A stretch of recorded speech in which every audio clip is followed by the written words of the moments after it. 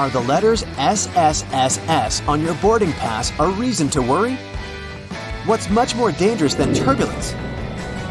Should you really be the first to board the plane? You're about to figure it out. You might have noticed that most planes have blue seats. There's no mystery here. Airlines opt for this color because it's considered to have a calming effect. This color supposedly puts passengers at ease and helps even the most nervous flyers to relax. But there's also another, more practical reason. Stains, dirt, and scrapes are less visible on dark blue fabric. Never throw your boarding pass away in a public place. It contains tons of your sensitive information, including your name and frequent flyer number. This, in turn, may allow someone else to check your future bookings, change your seat, or even cancel your flights. So the best way to deal with the boarding pass for a flight you've already boarded is to take it home and feed it through a paper shredder. By the way, if you ever see the letters SSSS or S on your boarding pass, get ready for additional security checks. Instead of these letters, there may be a checkerboard pattern. Anyway, if you have any of these marks, your carry-on luggage can also undergo a thorough inspection. Why might they choose you for secondary screening? Some of the criteria are making a one-way reservation or paying cash for your ticket. In some cases, the selection is absolutely random. Look, your gate is open and the boarding has started. Wait, where are you running? There's no need to hurry. The trick experienced Globetrotters use is always board last. For one thing, you don't have to waste time standing in line. Then, there are fewer people on the jetway and in the aisle, and you spend less time on the plane. No one is going to take your seat anyway. There's one exception though. If you have a bulky carry-on bag, it may make more sense not to board last. Otherwise, the chances are high that all the overhead bin space will be occupied by the time you reach your seat. And then your bag may end up in another part of the plane, and you'll have to wait till the other passengers disembark before you get to your luggage. Duh! Before takeoff and landing, flight attendants usually flip a small switch on the bathroom door. This prevents it from flying open when it's not supposed to. With the same ease, a flight attendant can open the door when someone is inside. Look, they only need to lift the lavatory sign and move the knob into the unlocked position. Pilots don't worry about turbulence. That's because they know that there is a thing way more dangerous than any turbulence. It's an updraft. In most cases, turbulence only drops you a couple of feet down, even though it might feel as if you're falling from the top of the Empire State Building. If the turbulence is strong enough for the pilots to ask flight attendants to sit down, the plane can go 10 to 20 feet down. The most extreme white-knuckle turbulence is super rare. But an updraft is a big air mass, part of a storm or some other weather phenomenon, moving upwards. Pilots don't see updrafts on their radars at night, and when a plane hits one, it feels like driving over a huge speed bump at 500 miles per hour.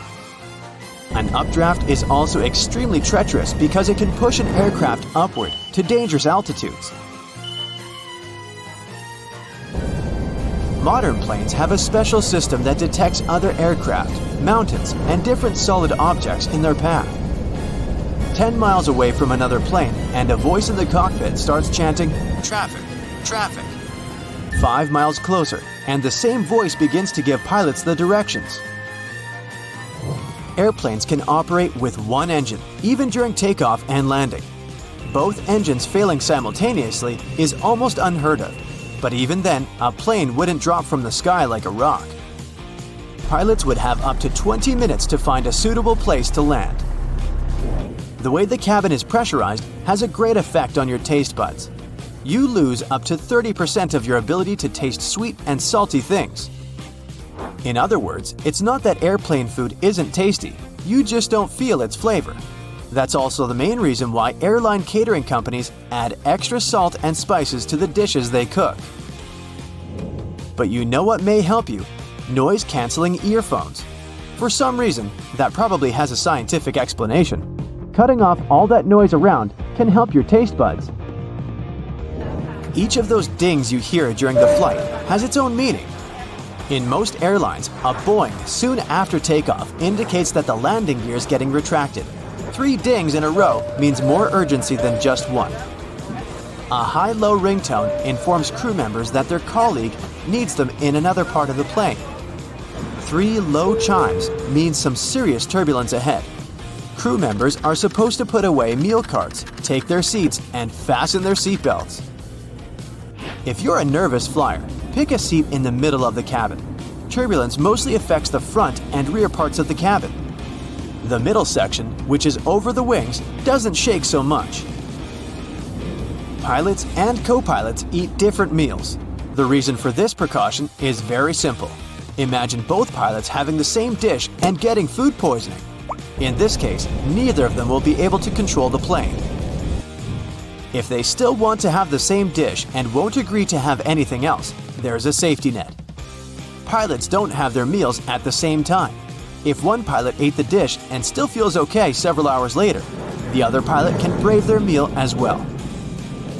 What would you say when asked about the filthiest place on a plane? Nope, that's not the toilet seat. It's not even in the bathroom. Flight attendants warn that you should be particularly careful with headrests, seat pockets, tray tables, and seat belts. Experiments have shown that 1/3 of all seat belts have yeast and mold on them. Most tray tables are covered with bacteria. Seat pockets are extremely filthy too, but headrests are the dirtiest of them all. In most cases, flight attendants don't have enough time to change or disinfect them in between flights. If your captain announces they're finishing some paperwork, it means they're busy revising the flight itinerary or waiting for the ground staff to prepare the flight logbook. That's a journal that contains the official record of a journey. Some places, especially those flying long distances, have secret bedrooms for crew members to catch some shut-eye. These bedrooms, called crew rest compartments, are located either at the back of the plane or behind the cockpit. Such a compartment can have up to 10 comfortable beds where flight attendants can have a rest. Plane windows are made of super strong plexiglass that can easily cope with high speeds. And the window panes are shaped in a special way so that the high pressure inside the cabin pushes them against the aircraft body. In other words, plane windows are very unlikely to get broken. Once upon a time, plane windows were square, but the pressure built up in the corners of such windows, making them ultimate weak spots. This means that each square window had 4 weak spots. This made them likely to crash under the enormous stress of high altitudes. Luckily, making airplane windows curved solved this problem once and forever.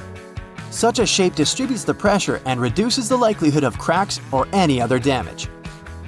Planes regularly get struck by lightning, at least once a year or once per 1,000 hours of flight time. These days, it's totally safe. The electric charge simply runs through the aircraft's aluminum shell. It doesn't cause the plane any damage. But did you know that airplanes not only get hit by lightning, but they also trigger it? When an aircraft is flying through a cloud, the friction between its fuselage and the air creates static electricity. Sometimes it can cause lightning. You arrive at the airport anticipating a pleasant flight. After all, you've paid more for that extra legroom, or a comfy window seat, or a business class. That's when you find out you've been downgraded. How come? And if you can get downgraded, is the opposite possible too? Then what other secrets do airlines hide? Experts claim downgrades do happen, and rather frequently at that. The reasons vary. The airplane can get unexpectedly swapped for a smaller one because of some technical issues. Or a passenger can miss their connection because of a flight delay.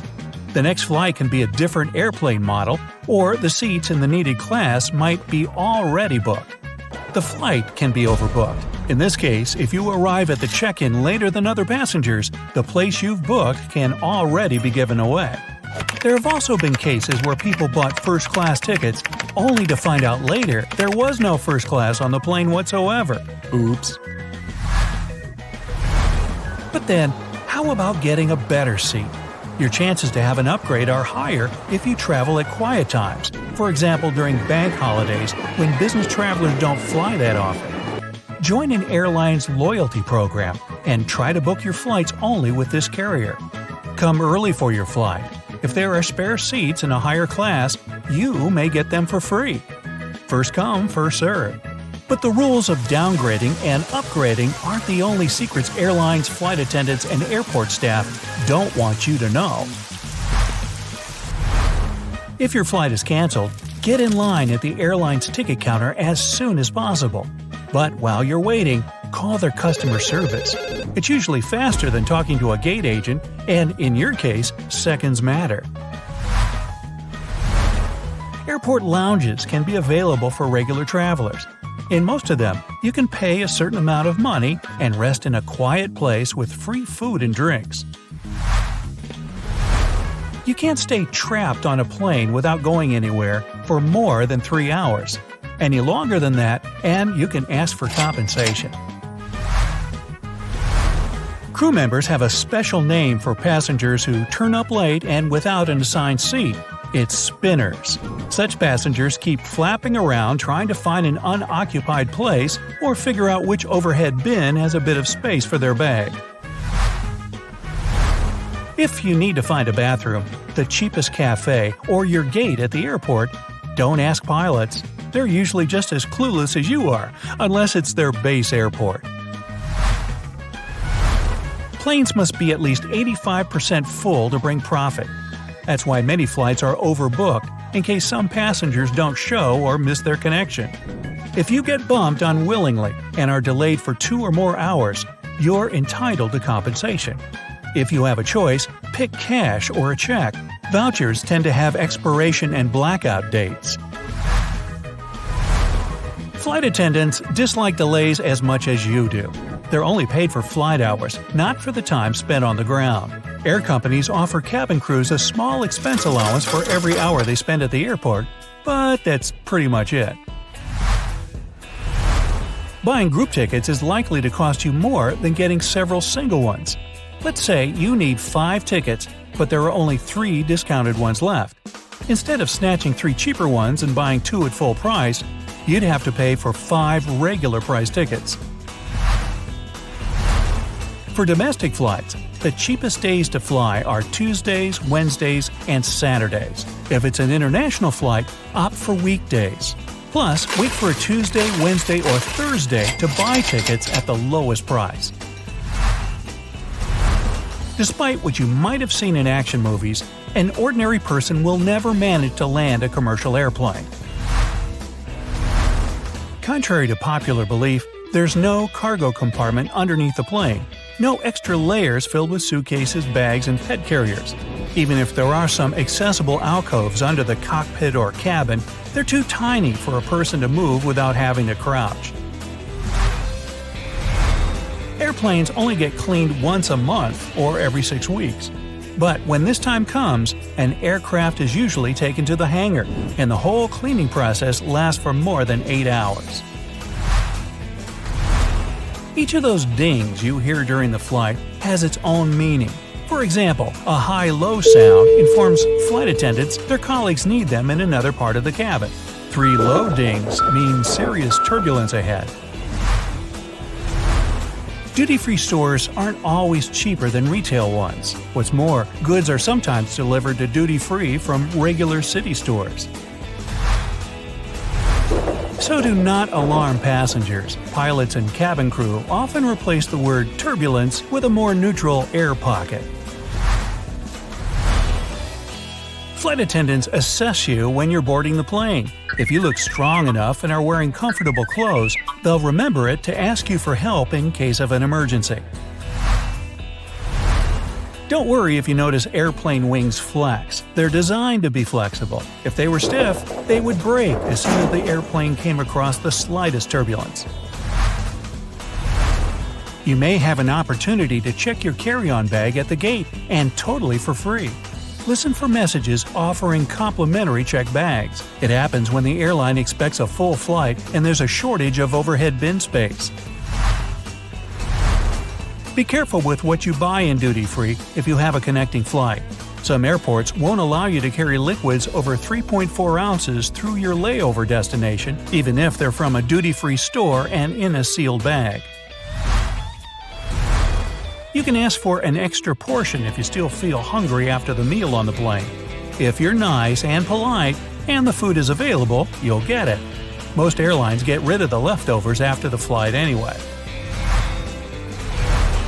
Planes never fly in straight lines. All routes have to pass not far from airports so that pilots have enough time to reach one if there's a forced landing. Weather conditions can also affect the trajectory. Airport taxis can charge you twice the actual price of the ride. It's always better to use an online taxi app or rent a car. If you don't have these options, make sure to find out the rate in advance. Airplane headphones are reusable, even though the bag you get is sealed. Foam covers get changed, and earphones are handed out to the next plane load of passengers. What surprises flight attendants most is passengers getting off the plane and leaving some or all of their stuff behind. You'll feel safer and happier in an airplane with a wider entrance and brighter lighting. You might even believe your food tastes better and your seat is wider. When a security agent is having a pleasant conversation with you, they might be checking your behavior right at that moment. They know how to make sure you aren't planning anything suspicious. When pilots fly as passengers, they ignore turbulence but pay attention to unusual smells. They know which scents can indicate problems with the engine or fuel storage systems. You can find free water at most airports. Just remember to bring along an empty plastic bottle. The chances are you'll see either a water refill station or at least a water fountain. The dirtiest places on any plane are the seatbelts, headrests, tray tables, and seat pockets. If your captain announces they're finishing some paperwork, it means they're busy revising the flight itinerary or waiting for the ground staff to prepare the flight logbook. That's a journal that contains the official record of a journey. You'll be the first to grab your suitcase at the baggage carousel if you check it later than other passengers. Bags that are loaded the last are typically the first to get to the baggage claim area. Some planes, especially those flying long distances, have secret bedrooms for crew members who need to catch some shut-eye. These bedrooms, called crew rest compartments, are located either at the back of the plane or behind the cockpit. Such a compartment can have up to 10 beds where flight attendants can have rest. Now, statistically, 30,000 flights are delayed every single day. And while a flight delay may give you benefits such as a free coupon for a sandwich and Coke, it can also make you lose your connecting flight, train, or a Taylor Swift concert if that's what you were after when boarding a plane. Is there a way to avoid flight delays? Well, while they might seem like a total gamble, there are some tricks to boost your odds of getting to your destination without a hitch. According to weather expert Chris Bianchi, it's best to steer clear of booking flights on summer evenings. Seriously, just don't do it. Late afternoon and evening flights during the summer months in the U.S. are notorious for delays due to typical weather chaos. Why is that, you ask? Well, it all comes down to thunderstorm ingredients: moisture, unstable air, and a way for that air to start moving. In the summer, the sun heats everything up and makes the atmosphere unstable. The warm air near the ground rises, cools down as it goes up, and presto! You get clouds that may just decide to throw a thunderstorm party. Unfortunately, the guest list includes your flight delay. Conversely, you can choose the best time to fly. There's no guarantee your flight won't be delayed, but you can snatch the best price at least. So if you book a flight for midweek, let's say Wednesday, it'll probably help you save up to 17% of the initial price. That's around $56 if we speak of domestic flights, not to mention transatlantic ones. But it's not just about the day you book. Timing is crucial. Catch flights early or late. Think 4 a.m. and red-eyes for better deals and fewer crowds. Avoid flying from 9 a.m. to 11 a.m. and from 2 p.m. to 4 p.m. if you can. Long story short, the best days to fly are Tuesday and Wednesday, and the worst day is Sunday. And don't forget the summer season. If you want to have a decent price for your vacay destination, make sure to book that well beforehand. So, you managed to secure the best prices for your tickets. Is there anything important you should know about your luggage? Yep. Once you arrive at your accommodation, you should immediately toss your suitcase into the bathtub. While it might sound a bit weird, it's actually pretty smart. And the biggest reason for that is bed bugs. Those creepy little pests love to hide in beds, couches, and even your clothes. And they're all about munching on human blood. Ooh. If they're hanging out in your hotel room, they gladly hitch a ride back home with you in your luggage. So, you should avoid putting your bags on soft surfaces or the bed when you first get to your room. Bedbugs usually chill out on mattresses, box springs, and in furniture cracks. If there's no bathtub in your room, just keep your suitcase in the bathroom, as they're way less to have these little bloodsuckers. You can leave your luggage there while you give your room a good look over for any unwanted guests, or just keep it in the bathroom for your entire stay. Another weird thing you should totally do in a hotel is stashing a towel by your hotel room door. You see, wrapping a small towel around your door safety latch can really add to your peace of mind. Just pop the towel around the latch and lock it up. This tiny step makes it a lot harder for anyone to get in unexpectedly. And to make it easier to remember, just keep that towel right by your door so you can use it every time you head back to your room. If you ever wanted to know what happens to your baggage when you're on board a plane, the short answer is nobody knows, not even the staff. Baggage is sorted automatically. Scanners scan the barcode and sort the baggage according to its destination. The three main tasks of airport baggage handlers are to move your bags from the check-in area to the gate, to move them from one gate to another when you have a connecting flight, and to move your bags from the plane to the baggage claim area. So, if your baggage doesn't move fast enough, it can be late for your connecting flight. Or the exact opposite. Your bag can get to your destination before you do, because you're stuck at passport control. Now, some people also claim that you might experience some problems if you forget to tear off old stickers showing a different destination. There's an opinion that, in this case, the scanner might send your baggage to the wrong country. Oops. So, you arrive at the airport eagerly anticipating a well-deserved break from work, park your car in the lot, and discover the steep fees for leaving it there. Why is it so expensive? Airport parking facilities operate like any other business. The expenses involved include the cost to the land, the construction of the parking area, and ongoing maintenance, all of which can add up significantly. Ultimately, someone has to cover all these costs.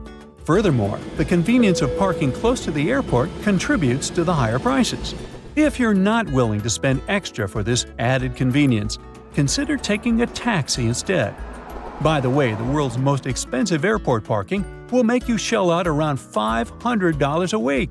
It's located in Doha, Qatar, and it's earned accolades for the top-notch quality it provides. I mean, it's not surprising for this money. So, you may find it a bit weird that the flight crew is all about where your window shades are. But there's a good reason. They want to help everyone get used to the natural light outside. Plus, it's super important for a smooth boarding and deplaning experience. In case things go sideways during an emergency, you definitely won't want to be blinded when trying to get out of the plane. Also, keeping the window shades up during takeoff and landing lets the ground crew keep an eye on what's happening inside the cabin. If something goes wrong, like a fire, they can spot it right away and jump into action. If the shades are closed, they might miss crucial signs, which can slow down their response when every second counts. When you're going through security, put your stuff on the conveyor belt in an order that will make it easy to repack later. Start with your backpack so that you can toss things right in as they come out. If you have a laptop or any pricey gadgets, stick them in the middle or in the second tray to keep them safe. Basically, you need to put your valuable stuff between your personal items in the first tray, and your carry-on should be the last to go. This will keep your electronics from getting mixed up with other people's stuff. When it comes to packing, you should totally think about just going with a carry-on for a change.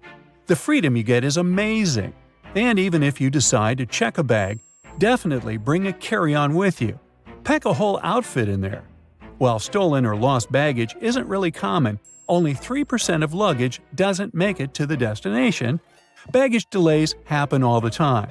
So, having a backup outfit will save you from looking like a hot mess while you wait for your stuff to show up. We all love snagging those emergency exit rows for some extra legroom, but let's chat about which seats you might want to steer clear of. First off, avoid the seats directly in front of the emergency exits. They usually don't decline. And if you're eyeing those seats in the very back, keep in mind they don't recline either. But hey, there are some perks to sitting in the back. You'll be super close to the bathroom, and there's a good chance you might get a whole row to yourself since most folks usually skip the last row.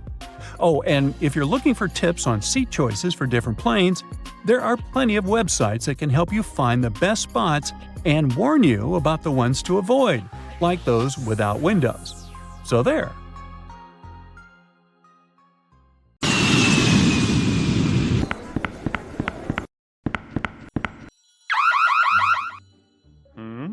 Hey, you've got the wrong person. I'm just a manager going back home from my annual vacation in Europe.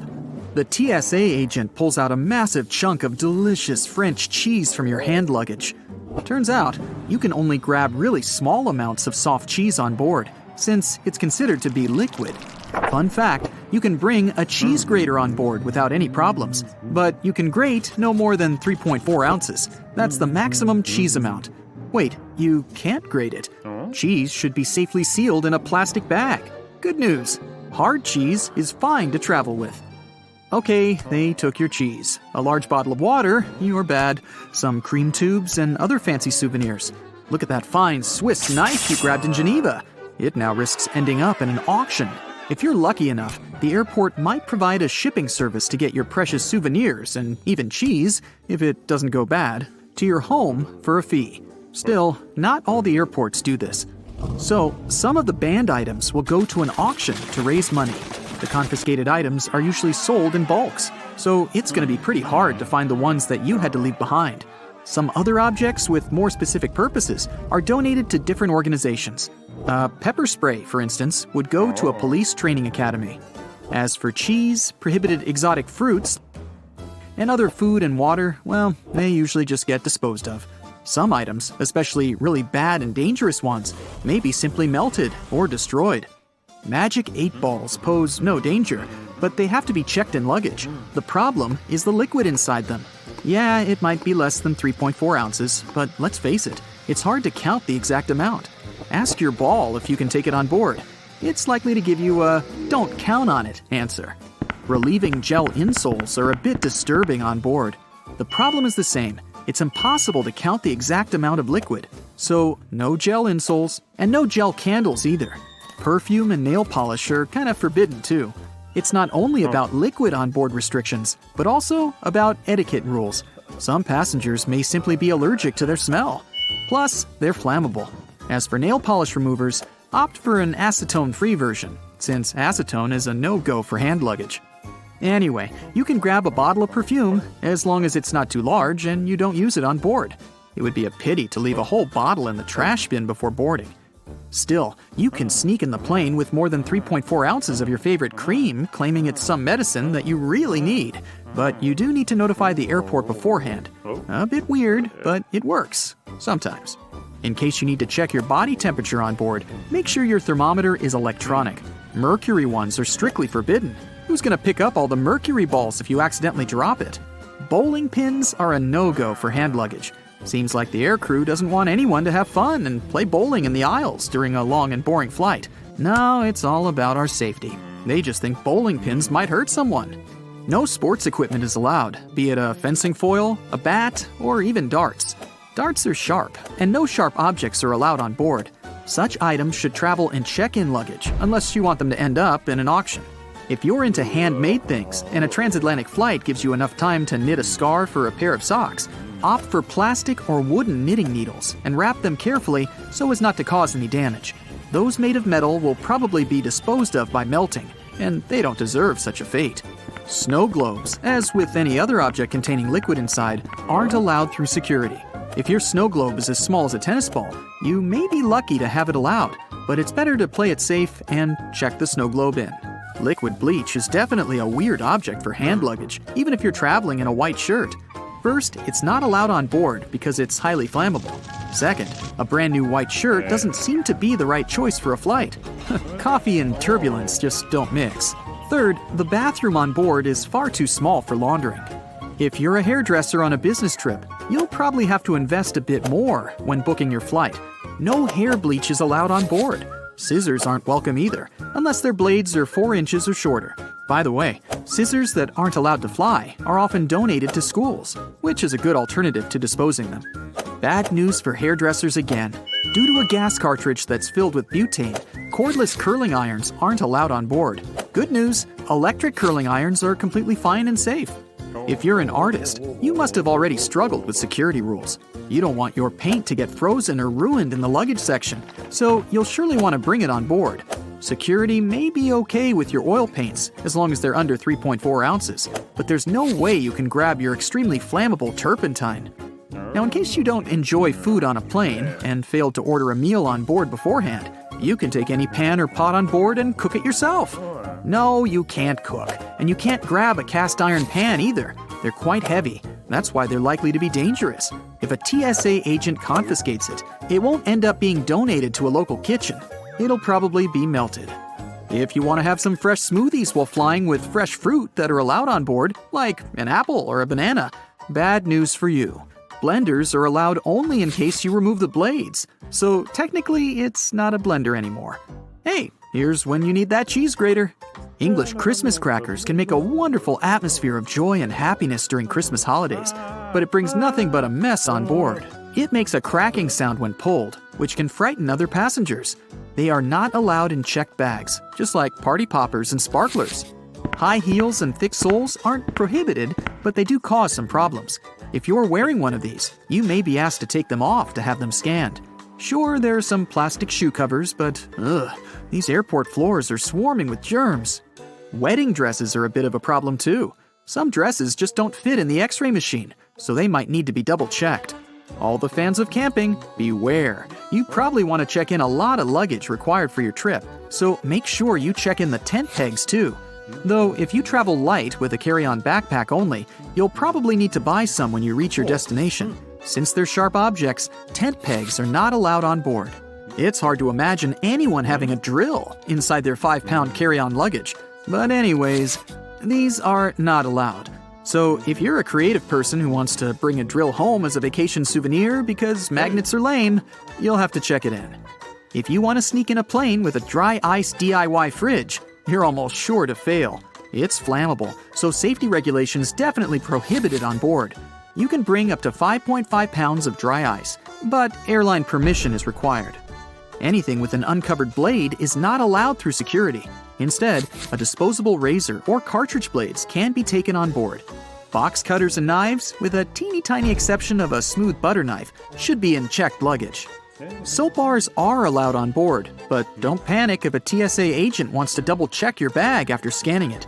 It just may look a bit odd on the screen and mislead them. Liquid soap, instead, follows the universal liquid rule. Rules for batteries may vary. Spillable batteries are allowed neither in carry-on nor in checked luggage, and lithium batteries also can't be carried on board, only because if damaged, they can cause a fire. Okay, you travel with your Mr. Scratchy, and yes, a laser pointer is your furry friend's favorite toy. But you gotta make do without it this time, buddy. Laser pointers are not allowed in carry-on nor in checked luggage. A walking stick can be used as a mobility device and then let on board, but surprisingly, TSA may prohibit this item sometimes. Play it safe and notify your airline in advance. Bon voyage! So, there you are. You have a long flight, or worse, a series of flights ahead of you, and it makes you stressed out. But don't worry, I'll tell you about some tricks and secrets from experienced travelers that will make your journey easier and more relaxed. First things first, tell me the truth. Are you an overpacker? Then I've got a solution for you. Try to use all the space available to you. For example, it's a great idea to put small items like socks or a swimsuit inside your shoes. Pack your scarf and belt into your handbag and so on. If you're going to travel with a backpack, put the heaviest items at the bottom. Also, try to roll everything. This way your clothes will take up less space and will wrinkle less. Now, when going on a trip, leave your massive wallet at home. Instead, put all your essentials like your passport or cash into a small container or even a toiletries bag. You can also use a mint tin to keep your credit cards and money. Put everything inside, then cover it with a piece of paper and fill the tin with mints. Voila! The perfect hiding spot is ready. Leave large bottles of ocean or moisturizer at home. Get a contact lens case and fill its compartments with the products you need. It'll come in handy during the flight. The air is really dry inside the plane. You can use small travel containers for literally any product you think you'll need during your trip. But if you're worried some liquids might spill, put some plastic wrap over the top of the container, and only after that, cover it with the lid. If you have some vitamins or other pills with you, you can get a travel pill organizer like this one from Amazon. It has several compartments of different sizes, and each of them can hold from 13 to 21 pills or capsules. It also has a sealing ring that will keep your pills safe from dust and dampness. Now, you come to the airport well ahead of time and decide to wander through the duty-free zone. And even though you weren't planning to buy anything, you can't help but put some products in your pockets. Oh, I mean your shopping basket. Don't blame yourself, it's not your fault. Lots of airports are designed in a special way that makes you feel relaxed and at ease. Yep, I'm talking about all those huge windows, a lot of light massage chairs, and comfortable seating areas. And statistically, calm passengers are 10% more likely to spend money on retail, duty-free, and food. One more way airports manipulate you into spending your money is by making you walk through the shiny duty-free stores straight after the security check. But the most curious thing is that the walkway through such stores usually veers to the left. That's done because most people are right-handed, which means they'll use their right arm to pull their luggage and are more likely to look at the right side while passing through the stores. And the duty-free zone veering to the left leaves more space on the right where passengers are most likely to look. By the way, even though duty-free shops have a reputation for being cheaper than in stores, it's not always true. For example, sweets, beverages, and perfumes are likely to cost more at the airport. Plus, be careful with what you buy in a duty-free store if you have a connecting flight. Some airports don't allow you to carry liquids over 3.4 ounces through your layover destination, even if they're from a duty-free store and in sealed bags. Arriving at the airport 2 hours before your flight isn't really necessary. Sure, there are super hectic, ginormous transportation hubs where even 2 hours might not be enough. But in most cases, this recommendation is just an ingenious plan to make you spend more money on shopping, eating, and drinking. After you pass all the security checks and passport control, you'll have the golden hour ahead. That's 60 minutes during which you're most likely to open your wallet, to buy a coffee and sandwich, get a book to read, or even spend a hefty sum on a new perfume. Buying bottled water at the airport can easily make you go bankrupt. There's just one thing every traveler should know. There's free water at most airports. Just bring an empty water bottle through the security check and find a water refill station. These places are usually located near restrooms. If you can't find a modern refill station, there must be at least a water fountain. Now, if you have an opportunity, don't exchange cash at the airport. You'll never get a good rate there. Those who have forgotten to buy some currency beforehand can instead order it online and collect it at the airport. Some services only need a few hours' notice for such an order. Or it might be even better to use an ATM to withdraw some cash at your final destination.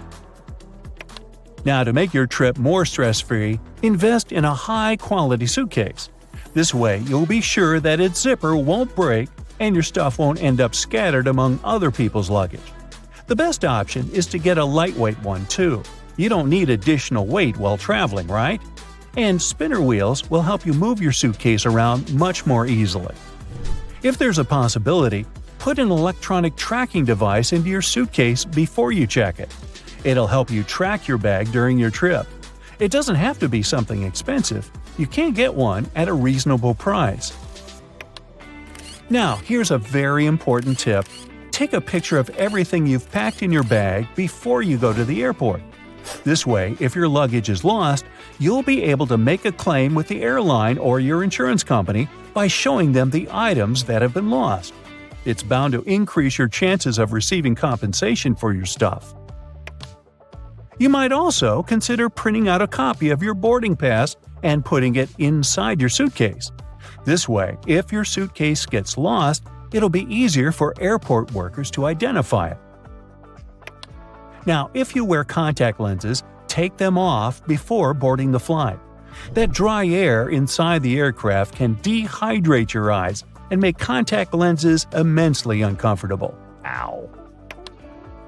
When at the airport in a new country, you might be tempted to try some new food it has to offer or buy some unusual snacks to feast on later on the plane. Well, don't do this. Eating anything you're not used to before flying may result in spending more time than planned in the plane's bathroom. You know what I mean? Where's my passport? Ah, here it is. Whew! Wait, have I left my credit card at the store? No, it's here. Does that sound familiar?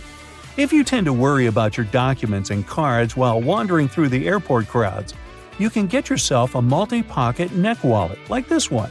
It has an adjustable neck strap and has enough space to hold your passport, cards, cash, and even your keys. If you're traveling with your family, you can get a large family travel wallet. You can find one spacious enough to contain all your documents and the most necessary stuff you need to have at hand while traveling.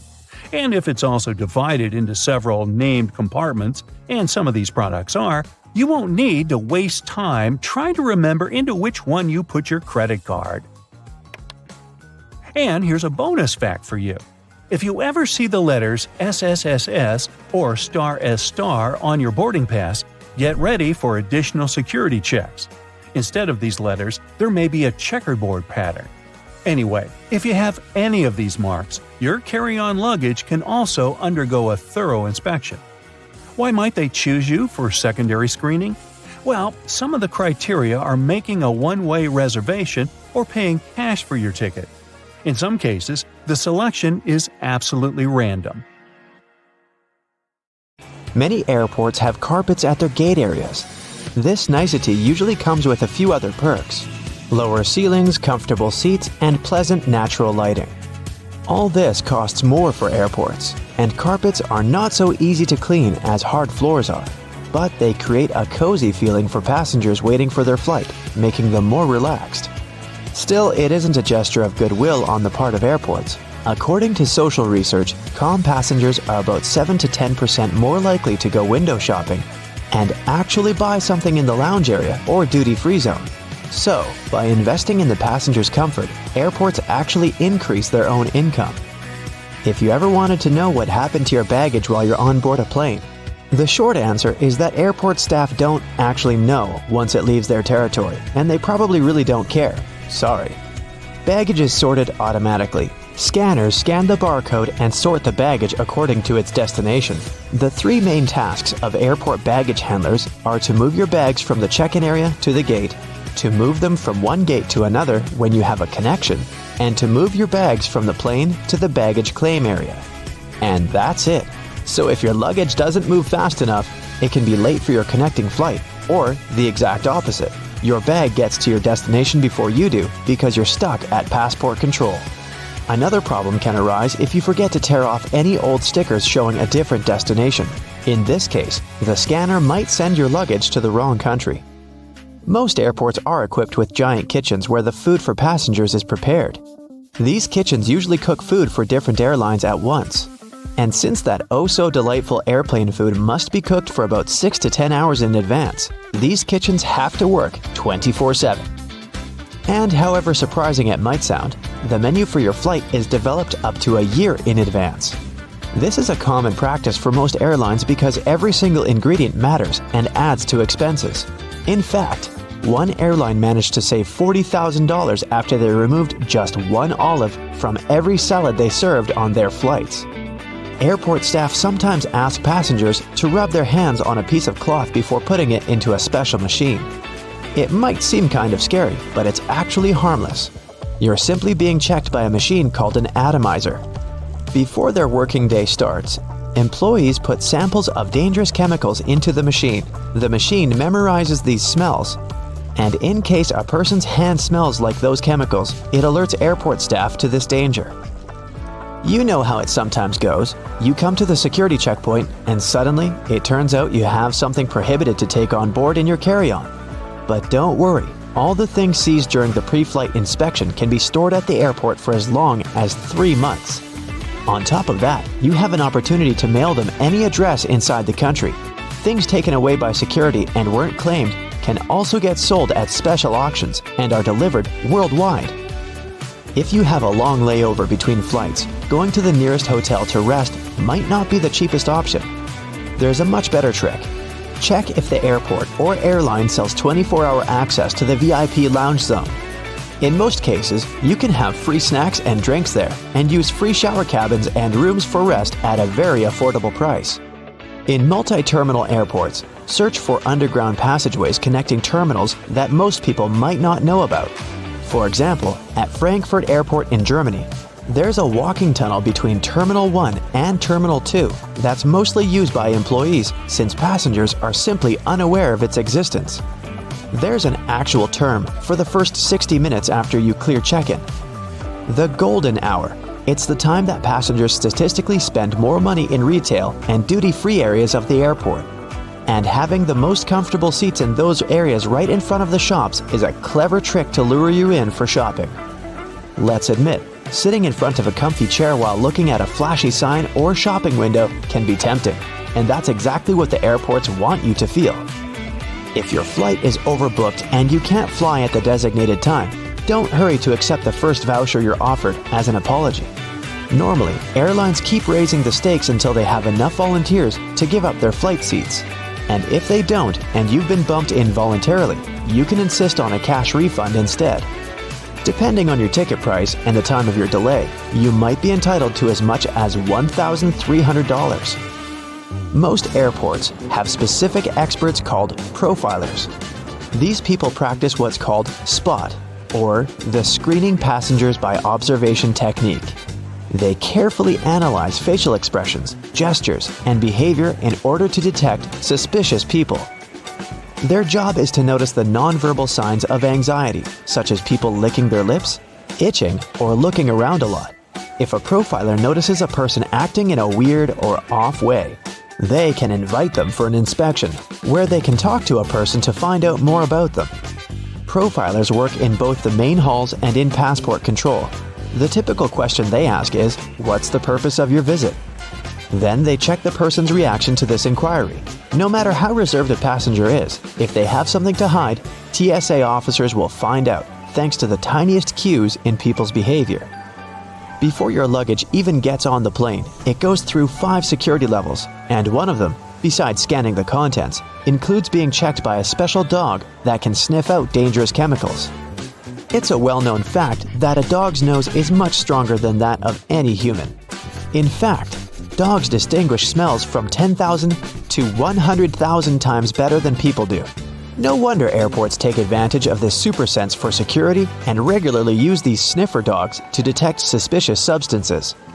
What's really cool is that you can't even distinguish a detection dog from its civilian siblings. Unlike police dogs, the ones working at airports aren't trained to frighten or intimidate people. The most popular sniffer breeds are golden retrievers, labs, and German short-haired pointers. Charging your phone at a specifically designated spot can look convenient, but it's not really safe. If the charging station only allows you to plug in your cord, you might get malware installed on your phone with you none the wiser. The only safe way to charge your phone or tablet is to find an electric socket and use it with your own charger. Same goes for free airport Wi-Fi. Apart from the airports requiring you to authenticate yourself more often than not, someone can easily access your data while you're using an unprotected Wi-Fi hotspot. It's safer to use your mobile data, but if you absolutely have to use the airport's Wi-Fi, best clear or encrypt all your important data on your device. It might be exasperating to take your laptop out of your carry-on at the security check every single time.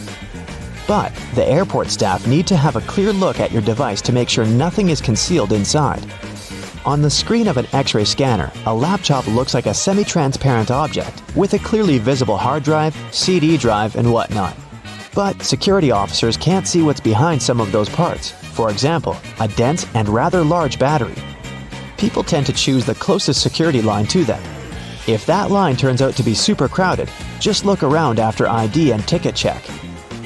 You may see another checkpoint with much fewer people. Some checkpoints at the airport are situated at the far edges of the terminal, and that's why passengers fail to notice them. Applying for a TSA pre-check can be a great time saver for traveling in and out of the US. Being a member of this program has some great perks. First, getting through security and passport control happens faster. If you're a pre-check traveler, you won't have to take off your shoes or remove your belt. And forget about placing your stuff like liquids and laptops in special bins. If you aren't flying to or from the US, then you can look up similar services available in your country. If you're flying economy class but don't like it, who does? Check in online and check out the seating options about 4 days before your flight. It's about that time that airlines typically start upgrading seats, and you might get an upgrade to business class for a small fee or even sometimes for free. You can also ask for an upgrade when you're already at the airport. Most people forget about this opportunity or simply don't care, so you might just get lucky. Ah yes, everyone loves a holiday. But figuring out what to pack in your luggage can be a daunting task, especially when you're limited on weight and baggage space. Not to mention, you're likely to do some holiday shopping on your adventure away from home. So, you're going to need extra space on your return for all those souvenirs you've collected. Accumulating too much weight or bulk can end up costing you a handsome fee with the airline if you're not properly prepared. But you can now relax. You just focus on booking your vacation. We'll take care of your luggage with these handy traveling tips. No doubt your clothes are going to take up the bulk of your luggage. Considering most airline standards permit 1 bag for most local trips and up to 2 bags for longer distances, that doesn't grant you a whole lot of space if you plan on being fashionable on your getaway, especially in the winter. However, this doesn't mean you have to turn your undergarments inside out for repeated use. The key here is to be clever with how you pack. Firstly, you might want to consider how you're folding your clothes. The most space-efficient method to store your wardrobe in a suitcase for travel is to roll up each item. Think of your clothes like those sleeping bags you used to take on your camping trips. They always seem too thick for their compacted covers, but with perseverance, you could roll it up tight enough to fit inside. Now, you don't need to wrestle with your clothes quite as much, but the same principle here applies. Start by folding your shirts, pants, and whatever else you plan on packing neatly, similar to how you might find them on a clothing store shelf. Then, when you have them in a relatively rectangular or squared-off shape, roll them up tightly. Now that you have your little clothes logs, start packing them into your bag. And behold, extra space! Now, here's something we've all experienced arriving at our holiday destination. We drop our suitcase on the hotel bed, open it up, only to find all our clothes unfurled and scattered like a tornado stormed through our bag. Your luggage has had a rough journey from your home to your holiday destination. It's been dragged through airport terminals, tossed around by baggage handlers, and rocked back and forth during in-flight turbulence. A simple stationary item, rubber bands, will help you keep your clothes neat. Now that you've got them rolled up, place a couple of rubber bands around them to keep them from unfurling. This is an especially neat trick if you want to roll an outfit together as one. Maybe you've got head-to-toe denim that you can't wait to rock on your getaway. Fold up your clothes as before, then layer the different items of your ideal outfit atop each other. Roll them up as one, then use the rubber bands to keep them together. you can preemptively decide your day-to-day outfits before you even board the plane. However, you may still prefer to fold your clothes, especially business or formal shirts and pants. Lucky for you, we have a handy trick for that too. Instead of folding each item individually, we're going to lay it out all on top of each other. Start with your shirts and tops, alternating with one on top and one on the bottom, keeping the necks of your shirts at the center. Work your way down to your pants and smaller items until they're all laid out flat. Try to keep your pants in the middle. Finally, start folding your items in on themselves, with the shirts creating the outer layer until you end up with a neat bundle, like a present. You should be able to sit your bundle squarely into your bag. Want to save even more luggage space? Instead of putting your undergarments and socks into their own section, try fitting them into available spaces and gaps within the rest of your luggage. If you plan on taking a cap with you, for instance, the inside of your headwear is a great space to store your socks. This applies to other small luggage items too, such as phone chargers and ties. Though keep in mind that you can also lay your ties and belts out flat across the clothes in your luggage to conserve space. And if you're really limited on baggage size, say all you have is a carry-on for a fortnight-long trip, here's another method. Get yourself some compression bags to store your clothes in. These bags will compact multiple sets of clothes into the size of a small laptop bag. Fold up the clothes you intend to pack and store them into the compression bag. You should be able to fit 8 to 10 standard clothes items or a few bulky ones. Once you've filled the bag, seal it and squeeze the air out through the built-in one-way pressure valve. The easiest way to do this is either by rolling it, and you should be pretty good at rolling your clothes by now, or by using your knees to apply pressure. You should be able to fit 2 to 4 of these compression bags in your standard carry-on suitcase, which is especially helpful if you want to save money by avoiding checked-in luggage. And you can take even more clothes on board with you if you stick them into a pillowcase. The best thing about this tip is that it also doubles as a comfy pillow for you to rest your head on during the flight. If you do have a bit more space to spare, another great way to keep your stuff organized is with packing cubes. It might not be as space efficient as compression bags, but a lot of travelers prefer them for tidier and well-organized packing. You might like to divide them by outfits or clothes types, such as one for pants and one for tops. You can easily purchase packing cubes from most online retail services and travel and camping stores. There are also packing cubes specially designed for one or more pairs of shoes. This is a great way to compact the space your shoes would otherwise take up in your luggage, and to keep your clean clothes from coming into contact with your footwear. Nobody wants their tops to smell like feet, right? If you're still struggling to bring all your items with you inside your suitcase, there are a couple more tricks that you can use for that extra bit of weight without the extra cost. The most obvious of which is to use your own body. That's right, time to layer up. Pick out all your bulky items and wear as many as you can manage.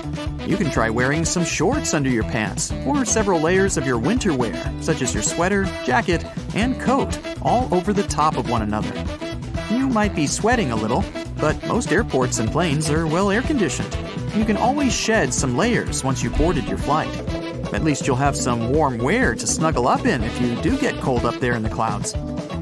If you don't want to wear all those layers, there's actually another type of bag you can carry on the plane with you, free of charge. Get yourself a duty-free bag from any of the duty-free stores in the airport. You can even hang on to it for next time. Store all your extra items in your duty-free bag and carry it onto your flight at no additional cost. It's also worth considering what type of luggage you're using. More importantly, how much it weighs. A lot of people forget that the standard 15 pounds permitted by most airlines includes the actual weight of their suitcase. The bag itself can often weigh up to 4 to 6 pounds. That's a huge chunk of your weight in the bag alone. So, when you're shopping for your luggage, take into account how much it weighs. Choosing a lighter bag will give you more space for the items you want to take with you. Stick to some of these handy tips and you'll be on your way with no shortage of luggage and some extra money to spend on your vacation. Happy flying!